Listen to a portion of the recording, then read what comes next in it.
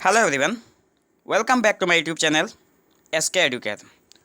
सो friends, आज की इस वीडियो में हम बात करने वाले हैं मुंशी प्रेमचंद की एक बहुत ही अच्छी कहानी जिसका नाम है पंच परमेश्वर, जिसमें मुंशी प्रेमचंद जी ने सत्य न्याय की जो सीट होती है, जो गद्दी होती है, उन पर बैठकर कोई अनहित या फिर अन्याय का कार्य नहीं कर सकता, जिसके बारे में मुंशी प्रेमचंद जी ने इस चैप्टर में बहुत अच्छे से समझाया है। ठीक है, तो इस चैप्टर को समझने से पहले हम उनके बारे में थोड़ा उनकी जीवनी को देख लेते हैं। ठीक है, तो मुंशी प्रेमचंद जो थे, उनका जन्म 31 जुलाई 1880 को बनारस शहर से 4 मील दूर लमही नामक गांव में हुआ था।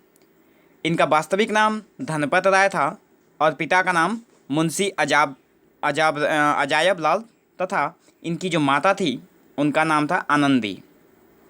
इनके पिता जो थे मुंशी अजायब लाल, वे एक पोस्टमैन थे। ठीक है, पिता डाकखाने में किरानी थे। धनपत राय पहले उर्दू में नवाब राय नाम से लिखते थे। उर्दू में प्रकाशित उनका पहला कहानी संग्रह था सोजे वतन। अंग्रेज़ सरकार ने जब इस सोजे वतन को जब्त कर लिया तो उन्होंने प्रेमचंद नाम से हिंदी में लिखना आरंभ कर दिया। आजीविका के लिए शिक्षक की नौकरी की थी तथा डिप्टी इंस्पेक्टर भी बने। 8 अक्टूबर 1936 को उनका देहांत हो गया।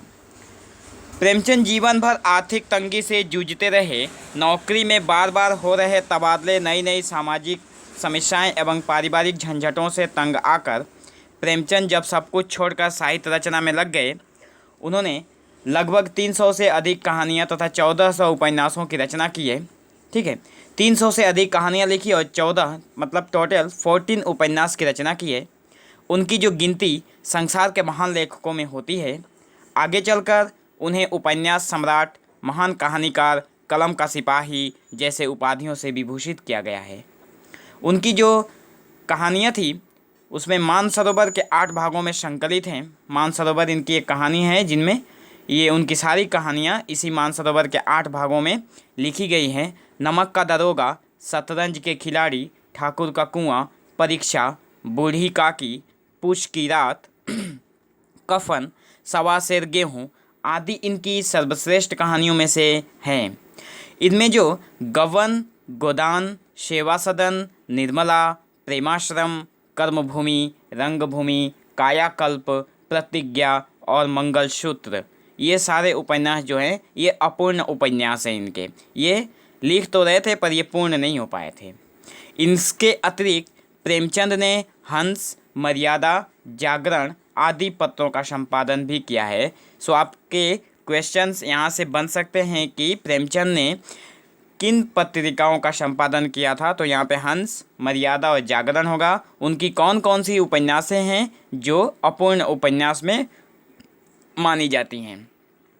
प्रेमचंद का जन्म कब और कहाँ पे हुआ था, ये क्वेश्चन बनेगा। उनके माता पिता का नाम उनके माता पिता का नाम क्या था, प्रेमचंद का पहले नाम क्या था। ठीक है, बाद में उन्होंने कब से प्रेमचंद नाम से लिखना आरंभ किया और कब उनकी देहांत हुई। ठीक है, ये सारी बातें और उनकी जो गिनती होती है वो संसार के महान लेखकों में होती है, पर उन्हें किन किन नामों से, किन किन विभूतियों से अभिभूत किया गया है, उनको किन किन नामों से बुलाया जाता है। जैसे उपन्यास सम्राट, महान कहानीकार, कलम का सिपाही, इन सारे नामों से उन्हें पुकारा जाता है। ठीक है, उनकी जो सारी कहानियाँ हैं वो कौन से उनकी जो कहानियाँ हैं वो किस ग्रंथ के अंतर्गत और कितने भागों में संकलित है, तो आंसर हो सकता है यहाँ पे मानसरोवर जो ग्रंथ है उनका उसी के अंतर्गत 8 भागों में संकलित है। ठीक है, आगे देखते हैं। पंच परमेश्वर प्रेमचंद की सर्वश्रेष्ठ कहानियों में से एक है। इस कहानी में यह बताया गया है कि पंच न किसी के दोस्त होते हैं और न दुश्मन। उन्हें समाज में परमेश्वर का रूप माना जाता है। पंच बिना किसी भेदभाव अथवा पक्षपात के दूध का दूध और पानी का पानी कर देते हैं। यहाँ पे मुहावरा दिया गया है, दूध का दूध और पानी का पानी होना मतलब साफ, जो बातें साफ है उसे साफ बोलना, जो सत्य है उसे सत्य बोलना, जो झूठ है उसे झूठ बोलना। प्रस्तुत कहानी में जुम्मन शेख और अलगू चौधरी में गाढ़ी दोस्ती रहती है, पर खालाजान के द्वारा बुलाई गई पंचायत में अलगू चौधरी द्वारा जुम्मन शेख के विरुद्ध फैसले किए जाने पर दोनों की दोस्ती में दरार आ जाती है। यहाँ पर पंच परमेश्वर जो कहानी है इसमें दो दोस्तों की बात की गई है। दो लोग हैं जिनमें बहुत बहुत गाढ़ी मित्रता है, जो उनमें बहुत अच्छी फ्रेंडशिप है। और इस फ्रेंडशिप के चलते उनकी एक दादी है जिनमें अलगू चौधरी और जुम्मन शेख हैं। और इन दोनों में उनकी दादी की जो संपत्ति है उसे लेकर जुम्मन शेख अपनी दादी को उनसे अलग कर देता है। इसके बाद उनकी जो बूढ़ी खाला जान है, उसे दादी बोलते हैं या फिर खाला जान बोल सकते हैं, वे अलगू चौधरी को अपना मतलब पंचायत बुलाती हैं और अलगू चौधरी को अपना सरपंच या फिर वही पंच परमेश्वर मानती हैं। परमेश्वर मान कर अलगू चौधरी से मतलब उसकी जो न्याय होती है वो दिलवाने को कहती हैं। ठीक है, तो प्रस्तुत दूसरी पंचायत में जुम्मन शेख द्वारा अलगू चौधरी के पक्ष में फैसला सुनाए जाने के बाद दोनों के बीच दोस्ती की मुरझाई लता फिर से हरी हो जाती है। इस प्रकार दोनों बार सरपंच अपने अपने उत्तरदायित्व का सही निर्वाह करते हुए न सिर्फ अपना उचित फैसला सुनाते हैं बल्कि पंचायत की गरिमा भी बढ़ाते हैं।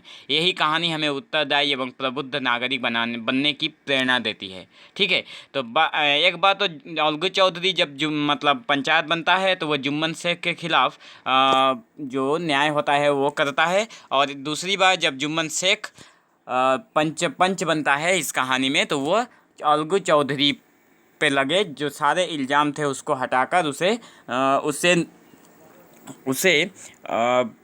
मतलब अपनी जो उस पे जो दाग लगी होती है उससे वो बचाता है। उसके जो उसके ऊपर इल्ज़ाम लगाए जाते हैं उनसे वो उसे बचाता है। इस तरह से इस कहानी में हमें उत्तरदायित्व एवं प्रबुद्ध जो नागरिक बनने की प्रेरणा देती है, ये कहानी हमें उसी ओर ले जाती है। ठीक है, तो नेक्स्ट हमारा चैप्टर स्टार्ट हो रहा है पंच परमेश्वर। जुम्मन शेख और अलगू चौधरी में गाढ़ी मित्रता थी। दोनों का नाम यहाँ पे पहले ही दे दिया गया है। जुम्मन शेख और अलगू चौधरी में मित्रता थी। साझे में खेती करते थे, कुछ लेन देन में भी साझा था, एक दूसरे पर अटल विश्वास रखते थे।